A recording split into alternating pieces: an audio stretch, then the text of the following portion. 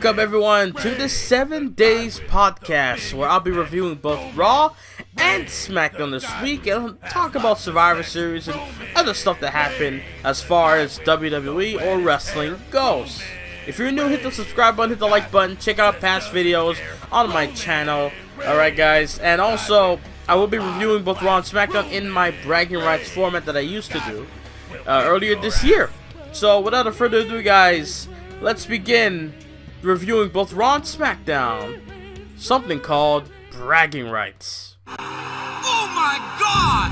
It's SmackDown versus Raw! Sports entertainment will never be the same!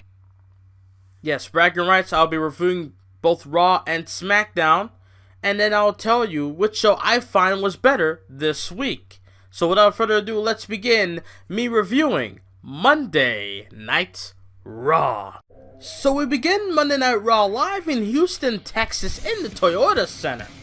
24 hours after Survivor Series, with Raw got the win over SmackDown Live in the bragging rights known as Survivor Series pay-per-view 24 hours ago. And then the show started off with Stephanie McMahon coming out bragging how the Raw's the A show. You know, talks about her brother Shane getting and his team and his show being proven that they're the B show, bragging this and that, saying that Kurt Angle's job is 100 or 1,000% secured. And then she introduces the man who led Team Raw to victory, which was the Game, Triple H, the King of Kings. And then Triple H comes out with the King of Kings theme song. He had a good pop. He comes out all smug and cocky bit, you know? And then, well, Kurt Angle immediately comes down. He comes to the ring right when Triple H enters the ring. The music playing and all. He comes out and says, this isn't GM Kurt Angle talking. This is Olympic gold medalist and WWE Hall of Famer talking.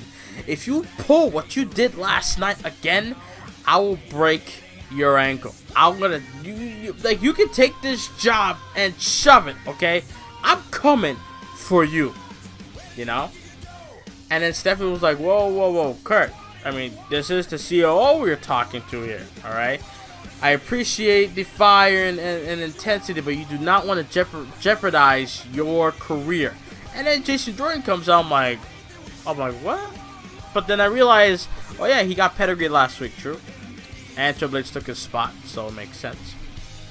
Jordan comes out, and he says, you know, how about me versus Triple H tonight? You know, I'm 100% now. How about you try pedigreeing me now? You know, unless you're scared, unless you're a coward. And then Stephanie McMahon was hyping him up, saying, oh, are you crazy? Triple H ain't no coward. He ain't afraid of anyone in that locker room. Anyone in the back he's not scared of. Braun Strowman comes out. Makes Stephanie McMahon eat her frickin' words. He gets face to face with the game. Here's the funny thing. Triple H gets face to face with Kurt Angle. He stands face to face with Kurt Angle. He gets face to face with Jason Jordan. He stands face to face with Jason Jordan. But when he gets face to face with Braun Strowman, he had to back out. He backed out like a puh. He backed out like a coward, and the fans in Houston, I gotta give you credit for this one, chanted, "You're a coward." Wow. I will die if they keep chanting that as weeks go on in other places. They're gonna be in, I think they're gonna be in, I don't know where. I think SmackDown Live is Kentucky next week. But Raw has somewhere. I don't think it's Nashville, or I don't think it's Tennessee, but it's one of those. I don't know. It's one of those hick states in the United States. So after this whole segment, right, Stephanie McMahon announces that you know, Jordan, since you want to be in a fight, you want to match so bad, you want to be bloodthirsty. How about you take on Strowman tonight? After that, then we go to commercial break, come back. Finn Balor, Joe. Great match between these two. I really enjoyed it. Samoa Joe in the end hit that coquina clutch on Balor. Made Balor go to sleep. Nappy nap time for Finn Balor. After that, they announced, about WrestleMania on sale party in New Orleans. and you know where they have superstars there. Jeff Hardy was there too. They have superstars and they have a ring. They're in the Mercedes Superdome and they have the fans there, you know, who bought tickets, of course. So yeah, the standard stuff that they always do. And then they announced that Roman Reigns will be a part of Miz TV later on tonight, and also they'll have a recap about Brock Lesnar's Survivor Series win over the WWE Champion, the phenomenal AJ Styles. And speaking of AJ Styles, his buddies and Gallows and Anderson was in a funny segment for WWE Shop, the Christmas thing, you know, where they promote, they show all the merch that you can get. They have a promo code, etc., etc. Had a Stone Cold impersonation, which was hilarious. After that, we had a segment with Jason, Jordan, and Kurt Angle backstage. Kurt Angle backstage. Jordan meets up with Kurt, saying, asking Kurt, "Are you really gonna go through with this match? You know, I'm not really feeling well. I'm not really feeling right now." It's like, what do you mean? You just told Triple H that you were 100% out there. Like, well, you see, he was there. That's why I said that. I'm like, to me, I'm thinking, okay, you just screwed yourself. You act tough, but when you let it sink in, you ain't nothing, Jordan. That's what that was to me, you know. And then Angle was like, I can't back out now. I can't have you not wrestle. I can't, you know, cancel the match now. It'll make me look bad. I can't do that. You know, and then finally Jordan was like, you know what, Kurt, you took on giants, you took on monsters, you know, your blood runs through me. I'm not afraid, you know, I'm not afraid to take on Braun Strowman. And when I'm done with him, Braun Strowman will be telling horror stories about me. I died of laughter when he said that. That was hilarious because not believable to me. After what Braun Strowman done some Michael Myers, Jason Voorhees type shit, where you do your best to take them down, but they keep getting back up. That's basically Braun Strowman in a nutshell. But yeah, after that we have Asuka taking on Dana Brooke. Dana Brooke got upset that Asuka screwed her out of that triple threat match to join Team Raw last week. So Dana Brooke made challenged her to a match, and she got what she wanted. And she said that she's watched her Asuka's WWE Network collection and she sees holes in her game, even though she's undefeated in one-on-one competition, or she has never been pinned or submitted. You know, I don't really count battle royals. Everyone's got to go. You know, no matter if you're undefeated or not, battle royals do count. Like they don't matter. That's what I meant to say. Yeah, but for anyone that wants to say shit, do it my way. But yeah, Dana Brooke says she's gonna end Asuka's undefeated streak, which I kind of chuckled. It was like, you ain't doing shit. But yeah, the match happens. Dana, she got her shit in a little bit. She tapped Asuka in the head, which was stupid. She slapped her in the face, which was dumb. And in the end, bro, Asuka hit her with the hip attack, and then Asuka just hit her with the slaps and the chops, and then just hit her with a nasty spinning heel kick. And that was basically it. Knocked her ass out. 1, 2, 3. That's it. Not even the Asuka lock needed, bro. That's how good Asuka is. For those that think Asuka's overrated, go watch NXT, bro. Go watch NXT. Alright. Like, I'm not gonna lie. I got a bit tired of her NXT title reign leading up to the end. I was kind of waiting for Ember Moon to end that streak. I thought Ember Moon felt right because like the story was there for me, but luckily, you know, it was perfect timing. She got hurt, and then she had to relinquish the title, and she got signed to Raw. So it was all a good timing, in my honest opinion. I don't know where she would go. Like, who will she face next? Ruby Riott, then Billie Kay or Peyton Royce again? Like. Ember Moon again, like, you know, so it was good timing, good time. After that, we have Roman Reigns being the guest on Miz TV. Miz talking about how Corbin got a big victory over him the other night, saying that that's the biggest victory that he's ever gotten in WWE to Corbin, right? And then he finally introduces Roman Reigns. He says it once, no reply. He does it again, no reply. And then we get Sierra Hotel in the Echo Lima Delta Shield, and then Roman Reigns' theme music hit, And then we see Ambrose and Rollins come through with the big dog, Roman Reigns, coming out. They all come through. They're all in the ring. Miz Taraj with Miz and the Shield, right? And, you know, just went back and forth. Shield brags about their win at Survivor Series. Miz mocks them for being back together, saying that, you know, he should get a thank you, which in reality, Miz is kind of right. I don't like this bitch, but he's right. He's right. He's the reason why y'all together. That feud with Ambrose sprinkled Rollins in there as well, and then he had to go fuck with Roman Reigns, which led for all of this to happen. So it makes sense in a way. Think about it. Just think about it. Put 2 and 2, and you'll get 40. I don't know, but yeah, what Miz said was true. Okay, so I don't like him, but I agree with the guy, you know. But and then the crowd was all over the place. So they're chanting, "Thank you, Miz. This is awesome." I'm like, what is going on? I don't even know what they're chanting, but I'm reading it here. It says, "This is awesome," I guess. And then Roman was like, "Whoa, I don't think we ever heard that chant before. I don't know." Right? So Rollins was like, "Yeah, me and Ambrose are gonna get back the Raw Tag Team titles. We're gonna be trying to get back some championship gold around the waist, even though the titles are silver."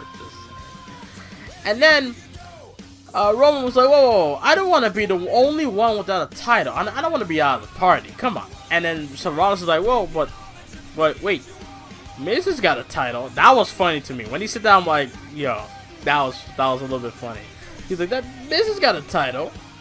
And Roman was like, yeah, you're right. How about me and you, Miz? You're free. I'm free. I got nothing to do. You got nothing to do. Me and you one-on-one for the Intercontinental Championship. And then Bo Dallas just steps up like he just grew a new set of balls to Roman Reigns to be like, if you want the Miz, you gotta go through us. I'm like, us? Who's us? You and Axel? With that neck brace? You stupid. And then, well, the Shield, what did they do? They beat up Axel, and Dallas Miz runs like a scalded dog, as JR would say. But then, General Manager I was going to say Mick Foley. I'm thinking you're going to respond. General Manager Kurt Angle makes the match that it will happen. Big Dog versus the Awesome One in the main event for the IC title. After that, we have the thick Charlie Caruso with Braun Strowman, right? In regards of Jason Jordan not being scared of him, Braun says, well, that makes him different unlike everyone else, including Triple H, and he just walks off. So after that, you know, Dean Ambrose took on Sheamus. I'm like, fuck, are we gonna do this again? Raw was doing okay within this first couple of minutes of the first hour. Right, I think this was the first hour. If not, I don't know. But within the first hour, leading to the second, it was going good. And then this shit happens. I'm like, didn't we see this like a month ago? Come on. I don't mind the feud continuing because the Bar has the titles and the Shield never got the rematch yet. I have no problem with that. But the fact that we have to get Ambrose and Sheamus, and then we're probably going to get Rollins and Cesaro on Monday Night Raw, like, it's just, it's annoying. Like, let them face different people, and then have the Bar, like, be on commentary or interfere or something. I don't know. But yeah, match happens. It looked decent. Ambrose hit the dirty deeds, even though I believe Cesaro and Rollins were not outside. Ambrose hit the dirty deeds and pinned Sheamus 1, 2, 3. Jason Jordan backstage later on. This was Jason Jordan tonight for some reason. So then Jason Jordan comes up to Matt Hardy, asking him for advice since he went up against Strowman not too long ago. And then Matt Hardy says he faced all the big guys. I thought he was going to mention like Kane, Goldberg, you know, Big Show. I thought he was going to mention all that. No, he didn't mention that at all. He just said, I just went up against big guys in WWE. And Braun is a truly humbling experience to have a match with, right? He learned a lot of lessons over the years, did Matt. But the most important is that some nights is just not your night. After that, we have Alexa Bliss being introduced by JoJo. Beautiful JoJo. Ooh. Yeah, just, But Alexa Bliss says she was reading social media, and, people telling her that, yeah, the match was great, you were so close, blah, blah, blah, trying to make things sound better for Alexa Bliss, even though she's still bitter that she lost and tapped out to Charlotte Flair at Survivor Series. And then she's just saying that, yeah, she's still the goddess of WWE. There's no women in WWE can hold a candle to her. And then Mickie James comes out. I'm like, are you serious? We doing this again, fam?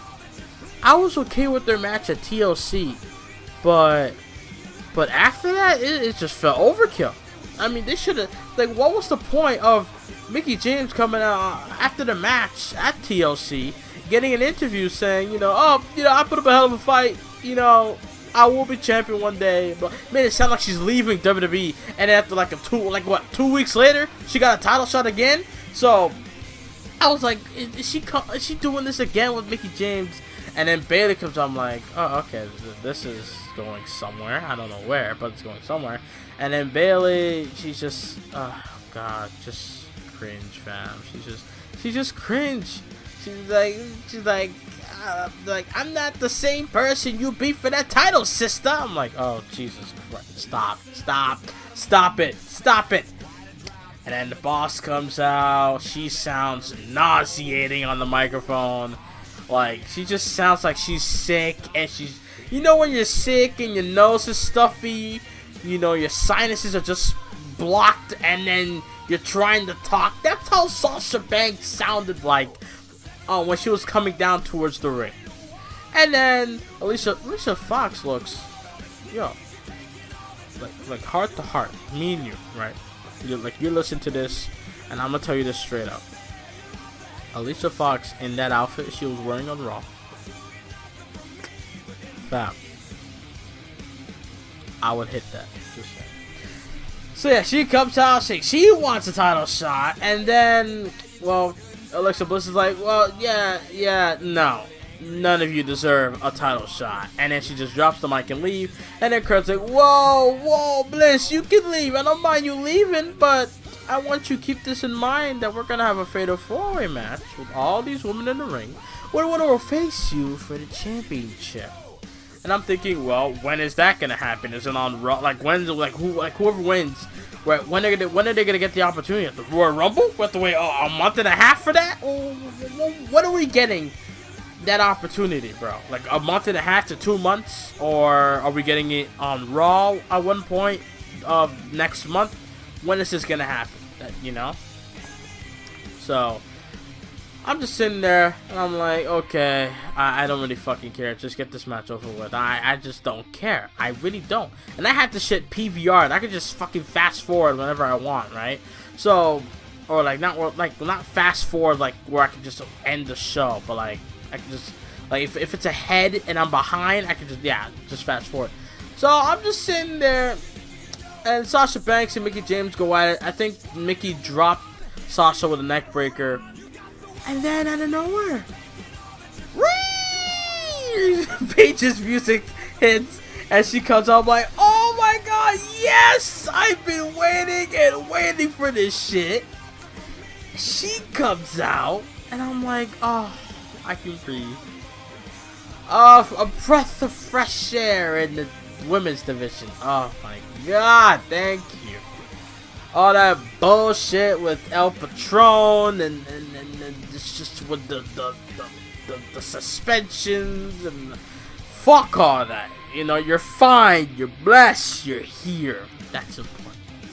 She says, I don't want to interrupt or I don't want to take the attention from you guys. I just want to come out here and say I'm back and I'm not alone. And I'm thinking, well, what the fuck? Wait, I don't know why. I thought Emma was coming back. I have no idea why Emma popped in my fucking head, even though everything she changed. Emma's social media accounts has changed. Her name, she's using her real name, I think, or she's using a different wrestling name. I gotta do research on that, but yeah. I don't know why Emma came to mind. I don't know why. Dumbass. But yeah, she comes out, and then she's walking towards the ring. I'm like, is she in this match? And that was my initial thought when she came out. I'm like, is she in this match? Fatal 5-way. I have no problem with that. That way, it's Paige versus Bliss. That's Bliss, right? And then fans are going crazy, chanting, you know, welcome back, and chanting yes. You know, I really fucking can't stand it when they chant yes, bro. It's like, come on, just cheer, yeah. Don't have to chant yes. Like, is Daniel Bryan there? No, fuck you. Like, shit. Same thing with the what chants. Is Austin there? No, he's not. God damn. But anyways, walking towards the ring, and I'm thinking, okay, some shit's gonna go down. And then, out of nowhere, I had no emotion to feel like, yes, this is the best thing ever, or, no, fuck this is horrible. I just like, okay. That's exactly how I felt. It was like, okay, like, so this is what we're doing now? Okay. You know? I'm gonna point out something in a minute. So, Mandy Rose, Eva Marie version 2, alright? But she looks better than Eva Marie. She's hotter than Eva Marie. She can do way better in the ring than Eva Marie. She may be green, but she's not green as I don't know, dog shit as Eva Marie was. Or just plain bad. I've seen Mandy in the ring. Alright, she's not whole Red Bull. She just needs to get work done. That's basically it, right? That's all I can say about that. Sonya Deville, I see what she could do, you know. Some people don't like the MMA gimmick, you know. I don't know. It's like, that's her thing, fuck it, you know. It's like, why Ember Moon gotta be wearing that random shit around her waist, you know, in her outfit. I don't know, but that's her shit, so fuck it. So they come and they beat up everyone there. Alicia Fox ran, and I swear to God, I had an imagination that Alicia Fox in that outfit, I thought she was thick, but she's not. And I'm thinking, in that outfit, fam, holy shit. But, now I'm like, nah, never mind. But yeah, she's ran. I'm dying of laughter, because I'm like, yeah, she's like, fuck y'all bitches. Y'all get your asses kicked. They don't want me. I'm out. And then after that, we go to backstage. Paige with Mandy and Deville meets up with Alexa Bliss, and well, I'm just sitting there thinking, why don't you just leave? You saw what they just did to everybody there. You think you're safe?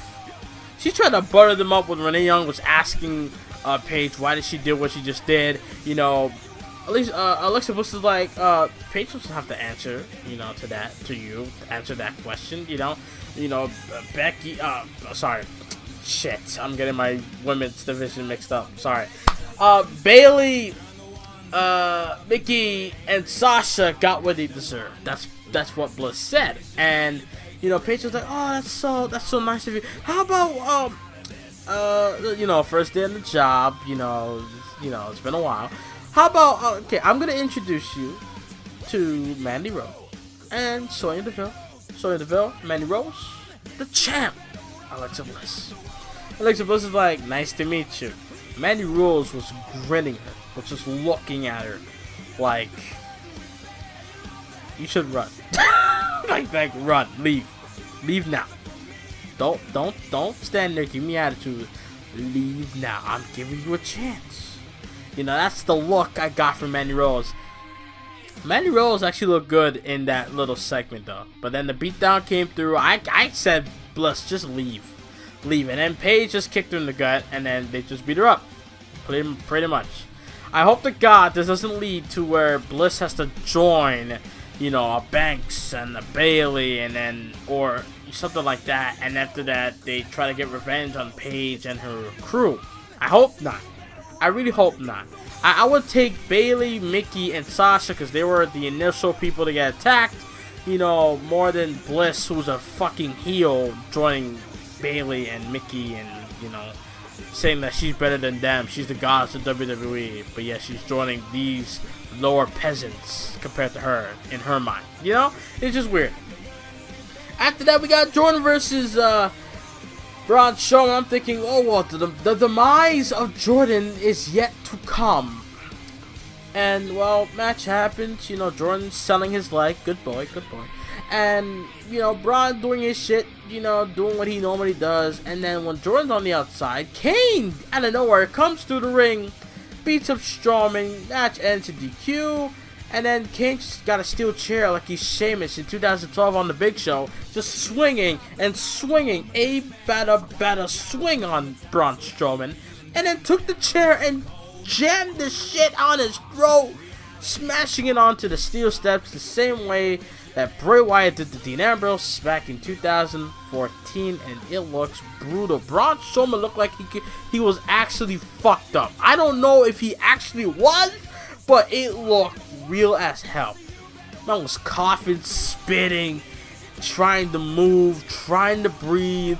You know, he's telling the referees and the officials to get away from him because he wants to be a tough guy and, you know, not look like a bitch. You know, that's Braun Strowman for you. So after that, we have the boring segment of the night. We have the Cruiserweights. You know, Enzo with the funny Drew Gulak, who I give a thumbs up to. But we got Tony Nese with nasty abs. We got Ari Daivari, who's acting like he's an Arab version of Drake or something. I don't fucking know. And we got Noam Dar. You know, good thing he's not. You know, it's a good thing he's not with Alicia Fox. You know, or Fox or however you want to pronounce that. And then Cedric, Rich, Mustafa, and Tozawa. Oh Jesus! I thought Kalisto was gonna come out after that, but no, he did not. Thank you. They come out. And then Enzo was like, "And you want to join the Zone Train?" You know, and then well, the cruiserweights that are against the Zone Train are like, "Nah, fam, we want that cruiserweight title. We ain't your suck ups like these guys." You know, Cedric got his shit in, Rich got his shit in. Then there was a brawl. Then we had a pointless tag match, but in the end, I believe it was Cedric Alexander with the lumbar check, and then Ali with the reverse 450, which looks damn good, and then got the W, pretty much. After that, you know, Kurt Angle checking on Jason Jordan with his knee. Miz was pleading with Kurt, please cancel the match. This does not need to happen. Come on. I mean, I went through my thing last night. I mean, come on. I was here to host the Miz TV show, not wrestle. Come on, Kurt. And then Kurt's like, "You're going out there and you're wrestling. Go!" You know, Miz is trying to plead with him. It was hilarious. Elias doing his thing, talking about how, you know, he's in a good mood because Raw did great last night, Survivor Series. We had a new song. I think the guitar was so good. The instrumental was so beautiful. It's like, fam, let me get a copy of that, and I will listen to that on my way to school every day, guaranteed. But, you know, he's talking shit about Matt Hardy in the song, and then Matt Hardy comes out. Matt Hardy really needs to play his Live for the Moment theme song, because if once I hear the Hardys thing, I'm thinking both Hardy and both Jeff and Matt are coming out, but no, it's just Matt. Jeff got that torn rotator cuff, yeah. So Matt Hardy just beats the fuck out of Elias. Elias runs away. They're talking shit, and that's it. And then after that, we got the Intercontinental title match that got everybody's panties in an uproar on Monday night. Roman Reigns versus The Miz Intercontinental title match. It was in and out, fam, with me. It was like, okay, at the beginning I was low on it, and then at the end when Roman looked like he was gonna win and that the bar got involved, I'm like, oh my god, Miz is gonna retain, and then we're gonna have a 6-man tag or some shit, and then that didn't happen. When the bar came out, Roman kicked out the Skull Crusher finale, right? And after that, Rollins and Dean got involved. They took care of the bar, and then Roman hit a spear onto Miz, and I popped when he pinned and actually beat Miz for the Intercontinental title, because I just got tired of the man holding on to the championship and doing absolutely not much with it, bro. Yes, he's had great matches with the Intercontinental Championship. Yes, he has done what he could with what he was given. Yes, I have to give him that credit. But outside of that, I wanted I wanted a change for the Intercontinental title. And nobody can tell me, oh, but what is AJ Styles, what the WWE... No. That is completely different. Want to know why? Because AJ Styles hasn't had the WWE Championship since fucking January at the Rumble, when Cena beat him and then lost it 14 days later. So it's different. It is completely different. AJ hasn't gotten the title for 8 to 7 months until, a couple weeks ago in England. So... that is different. Miz, he had that dead awful feud with Dean Ambrose when he came to Raw. When both men came to Raw, feuding for the Intercontinental title. Picking up where they left off from SmackDown. Just horrible. Their best match was at Extreme Rules, and then after that, just awful, pretty much. And then Miz, he had great matches with Matt Hardy and Roman Reigns before that. Back I believe like 2 months ago, and that's pretty much it. The whole thing with the Shield was just not good. And yeah, that's pretty much it. And that is Monday Night Raw. So I'm gonna tell you what I like about it, what I don't like about it. I like the main event, Roman versus Miz, Intercontinental title. Roman winning the title, of course. I liked Elias' song, of course. I like Paige coming out with their buddies. I liked how Strowman sold and tried to be a monster of getting that shot to the throat by Kane. I did like that. I liked how Mandy Rose looked in that backstage segment with Bliss. I really, she looked like she was like gonna fuck up Bliss. Just look at her face, it really looked like that. I liked Alicia Fox's outfit, no doubt in my mind. And I love the beginning segment of, Kurt, Triple H, Stephanie, Jordan, Braun, etc. Anderson and Gallows' promo, Asuka dominating, and the Miz TV segment, and Balor and Joe. And that's all I like. Everything else can kiss my ass. So, that is Monday Night Raw. That is part 1 of the review of Bragging Rights. So, let's begin part number 2, SmackDown Live. So let's begin SmackDown Live review, live in same place, Houston, Texas, in the Toyota Center, as Tom Phillips with Corey Graves and Byron Saxton welcomes us to SmackDown Live. We begin the show with Shane McMahon again for like the 3rd, 4th week in a row. I love Shane, I do, but do we really need? Here comes the money. Here we go. Money talks. Do we really need that? No, I don't think so. But yeah, Shane comes out saying that SmackDown was so close on Sunday, but they came up short. Saying that Triple H and Steph is gonna try to turn this and spin it, but SmackDown in the end, even in defeat, will prove. Now, the way how Shane said this, it sounded stupid because when Stephanie said that Raw proved that they're the A show, because, well, it makes sense. They won at Survivor Series in this whole bragging rights thing, right? But when Shane said it, I would have said, oh, even in defeat, SmackDown proved that we are at least neck and neck with Monday Night Raw. We are equal. We're no B level. We're not C level. We are A level, just like Raw. I would have worded it like that, because SmackDown did prove there were a tough competition on Survivor Series. They're not easy pickings like if they were going up against, an Impact Wrestler, So, that's what I would have said if I was Shane, but Shane goes on to say, well, even in defeat, SmackDown was the A show from now on in WWE, and he's proud of Team SmackDown for bringing it. They're all at Survivor Series, but also bringing it every week, Except for 2 individuals he's not happy to talk about, which was Sami Zayn and Kevin Owens. And then, well, Sami and Kevin came out, and the way I freaking love when Sami Zayn, like when Kevin Owens' music hit and they come out, right? Sami Zayn, for some reason, he's jumping and he's doing his old dance that I love so much, that you always see me do on my reactions when it's a Sami Zayn match. Like, Sami Zayn be doing all this shit. It's like, fam, you're being way too extra when you're coming down towards the ring. But yeah, they want Shane to apologize to them because Shane didn't put them on the SmackDown Survivor Series team. They didn't put them on Survivor Series, period. They were on the pre-show, which is sad. Sad. How do you go from main eventing a Hell in a Cell pay-per-view with Shane, winning the match, having a shocking moment with Sami Zayn saving him, but then relegated to the pre-show at Survivor Series? Now, I understand not everybody should be on the show, but come on. I would have put Kevin Owens and Sami Zayn on the team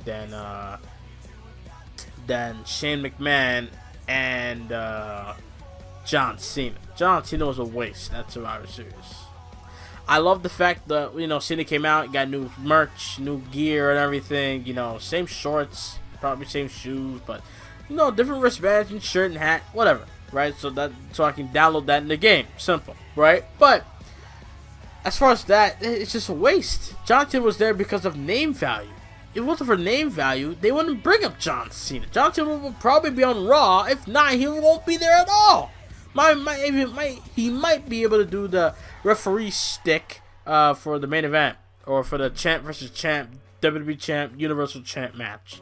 But yeah, and then Shane, Shane tells Owens to shut up, telling Owens and Sami that they have no respect for anyone in the locker room. They have no respect for Shane or anyone in the crowd. Sami agrees, and Sami and Kevin Owens goes on how valuable they are. And Shane was about to fire them. Shane was like, I have no problem giving you guys these 2 words. And then Sami and Kevin Owens stopped him, saying, you can't fire us.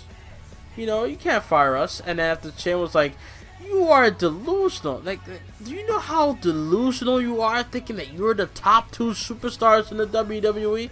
I would have accepted you are the top 2 superstars on SmackDown, but WWE? Nah, fam, you good. No, that's where you're wrong, And then Shane brings up that the entire locker room despises both Kevin Owens and Sami Zayn, hates their guts, have no respect for them whatsoever, saying that they're the most self-absorbed, crazy, megalomaniacs, I never heard that word in my life, that has ever stepped foot in World Wrestling Entertainment ring.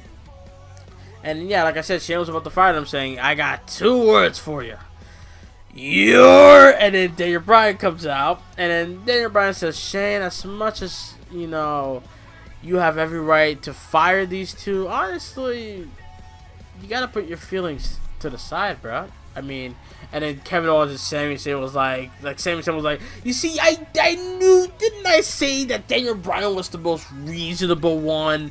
I'm like, me and Daniel Bryan had the same thought, Sami, shut up. Like, wasn't it Sami Zayn bringing up that Daniel Bryan can't wrestle, that Daniel Bryan's retired, bringing up all this cold shit on Daniel Bryan a couple weeks back, which left for that tag match between Orton and Nakamura against Kevin Owens and Sami Zayn, where Sami Zayn beat Orton with the low blow and the haluva kick, So, shut it up, Sami Zayn, And then, Bryan says that, yes, Shane is right. Everybody in the back hates your guy. That's why he had to send Randy Orton home, because he don't want to do anything drastic towards Owens and Sami Zayn. And then Bryan also brings up the fact that New Day is pissed because last week, when the Shield came through in that siege shit, right? The team of Owens and Sami bailed out on the New Day and let the New Day get their asses whooped. Pretty much it. Left the New Day high and dry. So they put him in a match against the New Day in the main event. And then Sami was like complaining, saying, it's unfair. That's bogus. There's 3 of them. There's 2 of us. Sami again was told shut up by Daniel Bryan and says he wasn't finished. Right? He brings up the fact that everyone hates both men. So, you're going to be in a lumberjack tag team match to prevent Kevin Owens and Sami Zayn from escaping from the ring. Daniel Bryan says yes. Music hits. Yeah. And then it was also announced that Charlotte will defend her title against Natalya, and AJ Styles will address a challenge from the modern day Maharaja in Jinder Mahal. And we have Gable and Benjamin coming backstage. You know, and we also see the Usos backstage because they're going to have some one-on-one match players. So after that, we have Jey Uso taking on Benjamin in a solid good match. This was good. The crowd was into it. The crowd was into this match, right? In the end, dude, I believe Jey Uso took care of Chad, and then after that, Shelton Benjamin hit him with the pay dirt and got the win. I think he pinned him clean. I'm not sure. But yeah, Benjamin got the win over Jey Uso. So Jimmy got a win over Chad last week, and Jay got a loss over Benjamin this week. After that, we have backstage. This whole night, the whole theme before the match, Kevin Owens and Sami Zayn, we're trying to get some alliances from other people. Baron Corbin, they tried with him, nothing.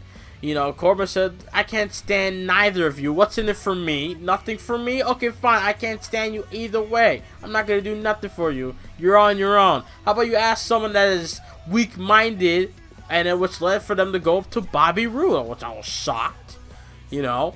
And then Bobby Roode said, are you guys insane? You know, like Sami Zayn and Owens, again, try to butter up to Bobby Roode, saying, you know, help us get over on Shane McMahon and Daniel Bryan. Bobby Roode was like, are you guys insane? You guys were in that match that I was in. You guys interfered. You cost SmackDown the win. You know, I can say a lot of things to what Bobby Roode just said, but I'm going to just keep going. But yeah, he's like, I owe you guys something, so see you later on tonight. That's pretty much it. You know, they ruined an opportunity for Bobby Roode to shine at Survivor Series, claimed by Bobby Roode himself. Pretty much it. After that, we have Naomi getting her makeup done. You know, Naomi trying to look good. So she's trying to do it, but she always looks good. Shit, did you see her fucking posters on Twitter, fam? When she be working out those. Anyways, getting her makeup done, and then Ruby Riott, which I'm like, whoa, where did this come from? I'm like, who is this chick with the tattoos? And I opened my eyes to see it clearly, and I'm like, that's Ruby Riott. And then I'm like, what the? Is that Mandy Rose? What the fuck is Mandy Rose? Oh, so they breaking the brand split already, having Mandy Rose on both Raw and SmackDown. And then I'm like, oh wait, wait, that's Liv Morgan. Oh my god. I'm sorry, because, you know, blondes. And they actually look like they're freaking sisters, fam. They do. They really do look like. They look like they're related, to be honest. And we have Sarah Logan. I've never seen this woman. I don't know. I don't know if she was from the Mae Young Classic. Some say she was. I don't know. I don't know who she is. So, let's see what she got.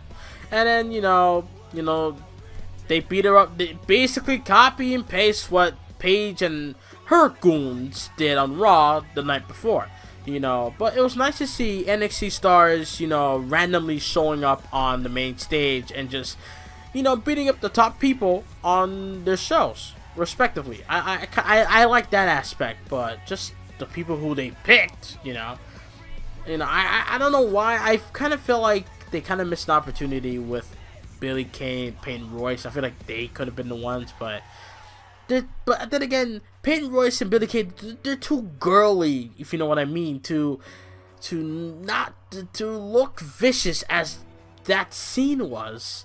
Like, Ruby Riott fit perfect in this whole scene where they beat up people backstage, right? Liv Morgan was kind of out there because I didn't see she's all about being lit and you know, with the yeah, where for a theme song, and Sarah Logan never seen her, so I don't know what she's all about, you know. So it was just weird overall.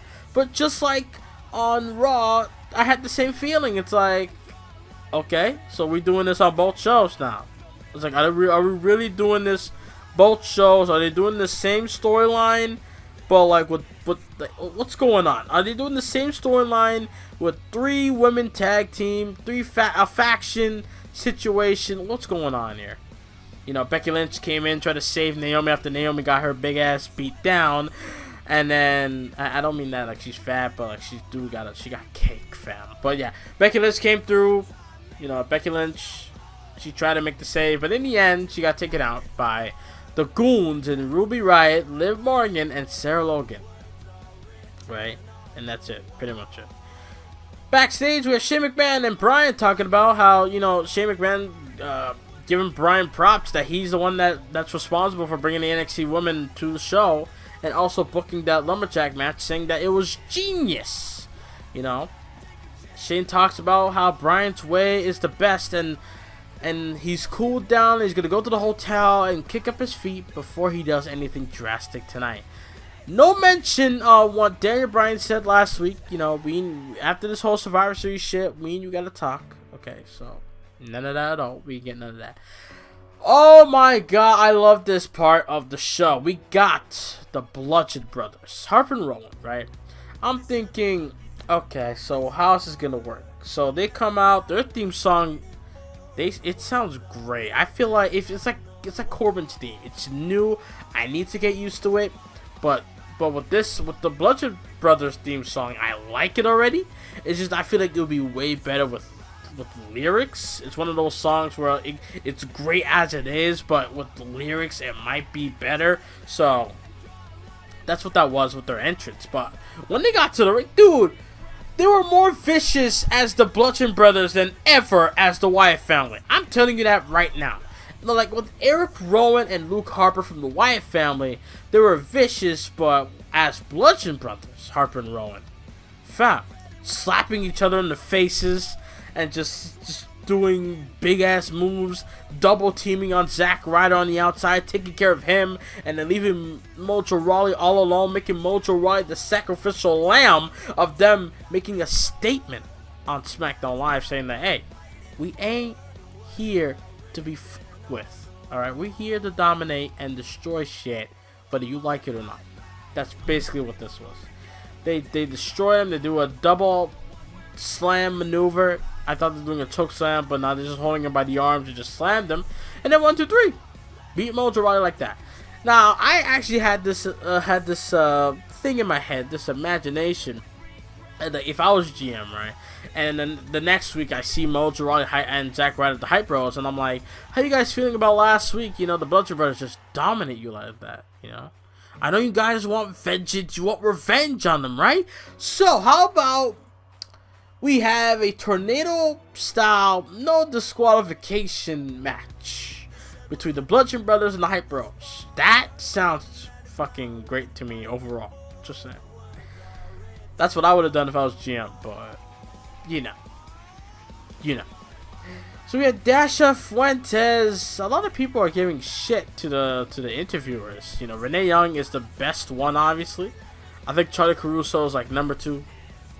Mike Rome is in between. I think he's in between the number 2 and number 3 spot, you know, of best, you know, interviewers. I think, but I heard that Jonathan Coachman might come back to WWE. I hope he does. He's my favorite male interviewer of all time. Fuck Gene Okerlund. Fuck all that, okay? Fuck a Kevin Kelly sticking his finger up his nose thanks to The Rock. Jonathan Coachman as a heel is the best male interviewer of all time. Simple. But yeah, she's interviewing Natty backstage. Natalya bringing up Ric Flair, saying it's disgusting how he came out, all crying, hugging his daughter, blah blah blah. You know, and she's all confident going into the match against Charlotte. So AJ Styles comes out. He's talking about, you know, he would love to come out and celebrate after slaying the Beast in Survivor Series, but things didn't go down how he wanted. He hit everything with Lesnar. He hit everything he had in the book, you know. But AJ Styles said that Brock Lesnar proved that he's every bit of the beast that we all thought he was, you know. And he says, well, you know, he's been getting texts and tweets and messages saying, you know, he held his own, that people are congratulating him for just being able to stand toe-to-toe with the Beast, with Brock Lesnar. you know. And then he says, well, in the end, in WWE, you don't get trophies for being for second place, you know. But I wasn't the one limping after the match, though. You know, that little jab to Brock was saying that if you want a rematch, holla at your boy. Me and you again. I have no problem doing that, you know. So, with that being said, he brings up that SmackDown's the house that AJ Styles built, and then he brings up Jinder Mahal. And then he challenges Mahal for the championship rematch, and Mahal was like, hey AJ, me and you, we'll do this on my terms, because I'm the modern day Maharaja, you know. So Jinder Mahal says all that stuff, and he says, you know, because of you capitalize on me focusing on the beast. Yeah, I mean, okay, that sounds logical. You know, you're focusing on one person, someone swoops in and capitalizes on you. You know, I kind of like that little thing he said there, but everything else is like, okay, yeah, talk shit, blah blah blah. You know, he's the Beastmaster. He would have been the one that defeated Brock Lesnar, this and that.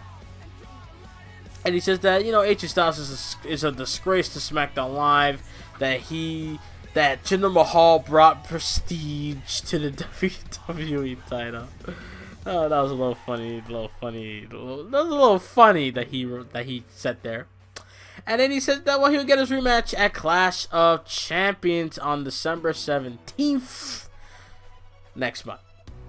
And then Jinder Mahal just laughs as the Singh brothers attack AJ from behind, but AJ Styles just drops them both, and AJ Styles stands tall with the championship up high. After that, backstage, you have Sami Zayn and Kevin Owens again trying to get allies on their side for them, and they see Ruru and Aiden English singing Rusev Day, and Sami Zayn and Owens is like, well, we're not Americans. We don't believe in Thanksgiving this month like the Americans do. We don't believe in that crap, you know. We're trying to celebrate Rusev Day, you know, and we thought it would be best that you guys would align with us because you know, the New Day said some things about you guys, you know, so we thought it'd be in your best interest for you to align with us, basically. I love how Rusev tweeted saying how, he hates Kevin Owens and Sami Zayn, but nobody makes fun of Rusev Day, or nobody makes fun of Aiden English or something like that. And I saw that tweet. That killed me. That just made me laugh. So then the match happened. Oh yeah, the Usos had their Christmas shop segment. You know, that was great too as well. So then we have the championship match, Natty Charlotte rematch from last week. Why did Greg Hamilton did not pause when he says the following contest is scheduled for one fall? Then the crowd says one fall. Why he pauses, and then he continues. Why? The one thing that made him unique, they took it away. Why? Don't know. But yeah, the match happens, but then the match ends in DQ because the NXT girls came and fucked up everything, just like on Raw. You know, Liv Morgan, Ruby Riott, and Sarah Logan just destroyed everybody. Like, they just beat up Natty, and after Charlotte tried to fight, but they put down Charlotte as well. You know, that's just wow. They put down the champ. That's saying something there. And the crowd was chanting NXT after that. And then after that, we have Dasha approaching Daniel Bryan, asking about the whole thing with the title match, how it ended. And Bryan said, no comment. You know, it's interesting, but no comment. You know, Shane and Owens approaching Daniel Bryan, saying, you know, we're gonna get ripped apart because the whole roster is jealous of our success. And then Sammy says firing them will be the biggest mistake of their life, and I'm thinking, you know, Sami Zayn is not wrong there because they could just go to Raw, and then Daniel Bryan will look stupid. SmackDown will look stupid because what if Stephanie McMahon makes Kevin Owens and Sami Zayn big ass stars? That's what Daniel Bryan needs to think. That's what Shane needs to think. You do realize if they go to the next show, they can become mega stars. Look at Jinder Mahal, right? I know a lot of people hate him, but I'm just using this as an example, kayfabe-wise, right? Jinder Mahal from Raw was doing jack nothing but giving people concussions and just being awful. And then he comes to SmackDown, gets one opportunity in that back challenge, and he's WWE champion for over 150 days?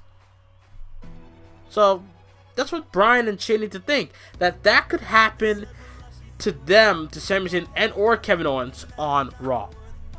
So then after that, we had the match. I didn't really care. Sami Zayn got the win, pinning Kofi Kingston after the whole chaos was going on. Kevin Owens got out the way immediately. Sami Zayn was left behind because he was exhausted. And one thing I noticed in that brawl was that Corbin hit Bobby Roode, and Bobby Roode and Corbin were fighting. That's when the brawl came through with the lumberjacks. So Bobby Roode and Baron Corbin, they're gonna go at it at Clash of Champions. I'm predicting that now. No, I'm not reading no news site. I'm just predicting that now. So yeah, the New Day just beat the crap out of Sami Zayn. That's pretty much it. After that, Kevin Owens is seen backstage. He goes up to Daniel Bryan and he pleads, he gets on his knees and he begs Daniel Bryan not to fire both Kevin and Sami Zayn. And Daniel Bryan was like, aren't you concerned about your friend there? Kevin Owens said, yes, I'm concerned, but, you know, just don't fire us. And then Bryan's like, look, I'm not going to fire you. I recognize your talents. That's why next week you're going to be facing Randy Orton. You know? And then Kevin Owens was like, you can't do that. And then Daniel Bryan's like, yeah, I can. And then Kevin Owens was like, you know what? Thanks. And that's it. SmackDown went off the air. So what? Okay, this show was boring as fuck, to be honest. I barely cared, fam. Well, so I care. I like the ending where he announced that, where Bryan announced that it would be Kevin Owens versus Orton next week. I like that. You know, Orton RKO'd Kevin Owens at the Survivor Series, so I want to see this match. It's gonna be good. So yeah, I like that. I like the Baron Corbin and Bobby Roode thing, because finally Bobby Roode's doing something better than fucking Dolph Ziggler. I like Dolph, but that feud was horrible, bro. I will never forget that promo they cut on each other. I ain't forgetting that. But the match they had, a 2 out of 3 falls match to qualify for the Survivor Series team, that was magnificent. So yeah, those two things I liked. The NXT women just decimating the roster, I like that as well. AJ Styles just looking great as always, I like that. You know, the whole segment with Mahal, I like that as well. Minus the assault by the Singh brothers, I didn't like that. The Bludgeon Brothers is my highlight of the night, favorite moment of the night in my opinion. And Jey Uso taking on Benjamin was a great match. I like that one. And the opening segment, minus the fact that Shane McMahon opened the show for like the 4th week in a row. So that is it. That is SmackDown Live review.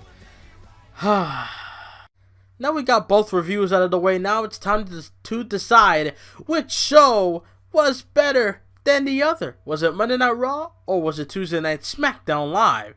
And we're going to find out. 3, 2, 1. Monday Night Raw has won this week. The things I like about Raw was the Roman Reigns versus The Miz Intercontinental title change. The Jason Jordan part where he's acting all heelish. You know, he's acting confident, but then just acts like a coward at some points. I like the whole NXT and the return of Paige situation. I just liked a lot of things on Monday Night Raw, but the Cruiserweights, you know, that was the downfall. You know, the Fatal 4-Way match was a downfall for me. Stephanie McMahon on the Raw show, period, is a downfall. But the whole segment after that was great. You know, Monday Night Raw this week just felt better. I mean, it just felt more energetic. Just, you know, you're just coming off Survivor Series. You know, SmackDown was just boring and not really entertaining, not really fun.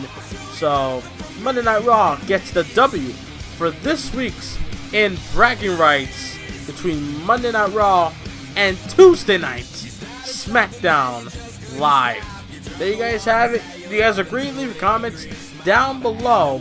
Leave a thumbs up on this video as well. Leave your comments. What do you guys think? Am I right? Do you think I'm right? Do you agree with me or do you disagree? And you think SmackDown did better? Well, that's up for you guys to decide. So now, let's talk about the Miz situation. Now, the Miz is going away to do movies, right? So that's why he had to lose the Intercontinental Championship. But people are getting upset at the fact that, yeah, Roman Reigns won. He's a Grand Slam champion now. He's going to hold the title to WrestleMania, this and that. I mean, how do I feel about Roman Reigns winning the Intercontinental title? Now, I'm not going to lie. I don't think he's the best choice to win the dang title, but I was in a phase. I was at a point with the Miz to where I don't give a crap who wins the title from him. As long as he loses it, I don't care who it is. It could have been Gilbert for all I care. It could have been Goldberg for all I care. It could have been Brock Lesnar. Let him be the first ever Universal and Intercontinental Champions. I don't care. Anyone. Take the title off the Miz. Miz did what he could? Yes. Had few great matches here and there? Yes. But was it time for him to lose the belt long ago? Yes, it was. Finn Balor would have been the choice, but sadly, that didn't came to be. But yeah, it doesn't really bother me, or it's not upsetting me. Like I said, I wanted the title off Miz for a long ass time, and I finally got what I wanted. The fact that it's Roman Reigns, I could really care less. I mean, I don't care who it is. You know, I really don't. I just don't care. You know, people making it a freaking a problem that Roman Reigns is the one to win it. I mean, if he does, I'm just gonna sit back and watch and see what fucking happens. I'm not gonna sit here and try to do just assume things and trying to dictate, or just overall thinking that, yeah, he's gonna hold the title to WrestleMania, and then, you know, he's probably gonna lose it in a non-caring fashion, and then, you know, well, I think that part's gonna happen. Not that he's gonna lose it in a non-caring fashion, but, you know, some people saying he's going to hold the title to WrestleMania, becoming dual champ. I don't think that's happening. I think that's a stretch. But as far as everything else go, I mean, everything else is fine with me. You know, I predicted that he's going to win the Rumble. I know, and the more I keep hearing Nakamura and AJ Styles, the less I want it to happen now. Because it's like, everybody, the more people talk stuff about, the more people, when people talk about a topic over and over and over. At first, it sounds hype. It sounds great. It sounds like a fantastic idea. And when people bring it up again and again and again, it just gets annoying to me. And then it just turns me off completely for the match. And so I don't really care if Nakamura and AJ Styles do not happen.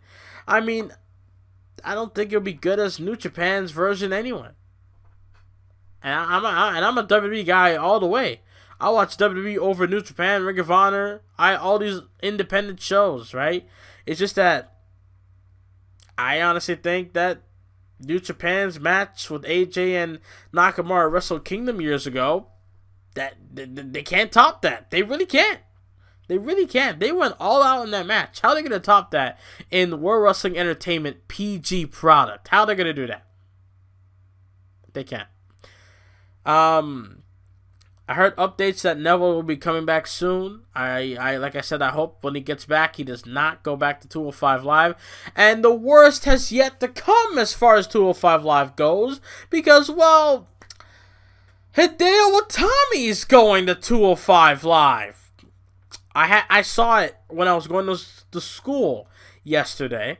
Hideo Itami posted a photo and then had the hashtag 205 Live. No, please God, I do not want this happening. Hideo Itami should have been on SmackDown, like how I booked him in Universe Mode. Go on SmackDown. Why 205 Live? You know, I don't like it at all. I do not like that at all. I fear for Gargano, Ciampa, all these guys. Roderick Strong, Eric Young, Adam Cole, the Undisputed as a whole. I fear for them because 205 Live has the number. Just have hashtag 205 and they have the word live. Just print that on their forehead and that's what I see in their future. I don't like it at all. WWE's pay-per-view schedule has changed, apparently. Royal Rumble will happen. Elimination Chamber and Fastlane will happen, just like last year, but it's going to be reversed. Raw will get Elimination Chamber. SmackDown gets Fastlane. Then we have WrestleMania in April. Payback and Backlash will be exclusive pay-per-views. SmackDown will get Payback and Raw will get Backlash. And then we're going to get another pay-per-view for Raw. And then we're going to get Money in the Bank, which is a dual pay-per-view from what I heard. If you watch Cultaholic, then you know what I'm talking about. Yeah. Money in the Bank is a dual-branded pay-per-view. Thank God. I hope to God it is. And it's in Chicago. It's in Chicago, so I hope to God. It's not gonna outdo 2011, no doubt. But hope to God that there's two Money in the Bank, if not one Money in the Bank ladder match with both superstars. So superstars from both Raw and SmackDown are in that one match at least. Just same old. Extreme Rules will be in September for Monday Night Raw. I think Hell in a Cell will be for SmackDown.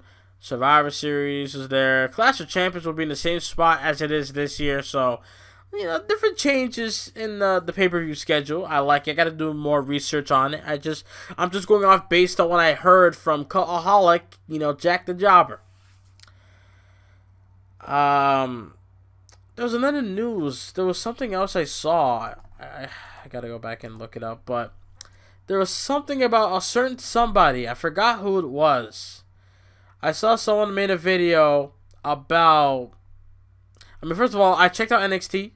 The Gargano and Pete Dunne match. Oh, that was great. I enjoyed that a lot, fam. I really did. I actually was kind of hoping that Gargano would win the UK Championship, but he didn't. He did not. Oh, yeah, this is what it is. Finn Balor is not going to be the one to challenge Brock Lesnar for the Universal title at the Royal Rumble. Apparently, because Vince McMahon, according to Dave Meltzer, Vince McMahon finds Balor not over, right? And that's kind of the creative team's fault. Balor, when he came back, he was hot. Everybody wanted Balor. We heard chants, "We want Balor." The day after WrestleMania on Raw, when Brock Lesnar and Paul Heyman were cutting their promo, Paul Heyman was just saying that, Jeff Hardy could challenge Brock for the Universal title. Roman Reigns could challenge Brock for the Universal title. Seth Rollins could challenge. And then the fans are chanting, "We want Balor." So Balor was hot when he came back, but WWE, or the creative team rather, just soured on the guy, and now look at him. I was hoping after this garbage feud with Wyatt that Balor would somehow find a way to get an opportunity to face Brock for the Universal title between Survivor Series and the Royal Rumble. But that didn't happen, obviously. And I don't know if it's going to happen at the Royal Rumble now. Now we just got to wait after Clash of Champions leading up to the Rumble to see what is WWE going to do as far as the Universal title goes and who'll be the challenger. But like I said, Balor was hot, but then they fucked up when, after a month, they had a chance, but they messed up. I would have had Balor go after the Intercontinental title, hold that for a couple of months, lose it to Miz again, and then Balor would go on to face the Universal Champion, get his rematch. That's what I would have done. But yeah, overall, I think that's pretty much it. Yeah, nothing much at all. But yeah. Raw and SmackDown. Raw was better than SmackDown, no doubt about it. So, nothing much for me to say here. And Money in the Bank be a co-branded pay-per-view. I cannot wait for that. Hope to God that's true. But I want to thank you guys for watching this extended extended version of the 7 Days Podcast where I do both Raw and SmackDown in bragging rights format, and I talk about what's going on as of late. People mad about Miz losing the Intercontinental title to Roman Reigns. I don't really agree with people saying that Roman Reigns is a better choice than the Miz. I just don't really agree with that, but at the same time, I don't really care if it's Roman Reigns or Jason Jordan or this guy or that guy or a woman again. I don't care. As long as the Miz loses the damn title, I'm fine. So that's where I stand with that. Thank you all for listening to the 7 Days Podcast. Leave a like, subscribe, check out old videos on my channel. And I'll see you guys next week for the 7 Days Podcast. And I am out. Later.